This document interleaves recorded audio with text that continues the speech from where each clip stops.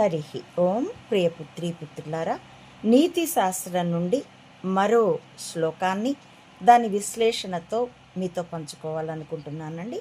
ఇది కొంత ప్రాచుర్యంలో ఉన్నటువంటి శ్లోకమే పఠిస్తున్నాను. దేహో దేవాలయ ప్రోక్త జీవో దేవ సనాతన త్యజేదజ్ఞాన నిర్మాల్యం సోహం భావేన పూజయేత్.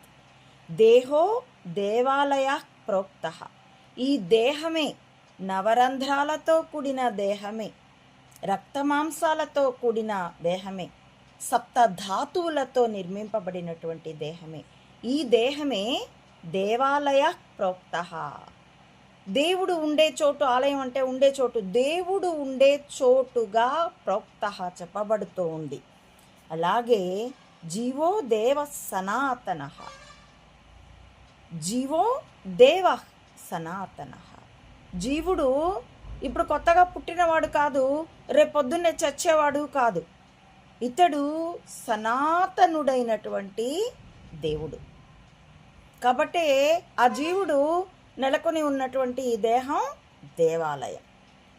చేజే అజ్ఞాన నిర్మాల్యం, అజ్ఞానం అనేటటువంటి మురికిని నిర్మాల్యం, దీన్ని చేజే తొలగించేసే మురికి ఇది.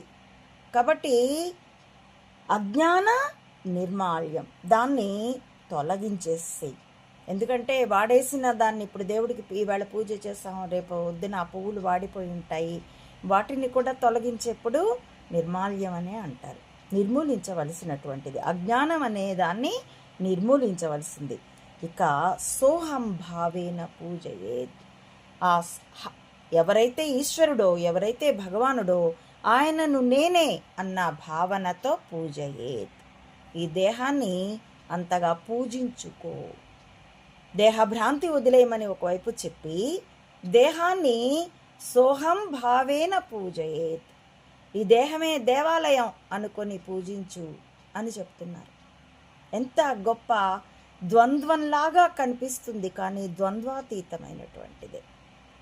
ఇదిగో ఈ భావంతో దేహాన్ని ట్రీట్ చేస్తే ఇది దేవాలయం వంటిది. ఇందులో ఉన్న జీవుడు సోహం తత్వమసి అహం బ్రహ్మాస్మి, ఇందులో ఉన్న ఈ జీవుడు దేవుడే, జీవుడు కాడు, పుట్టిగిట్టేటటువంటి వాడు కాడు.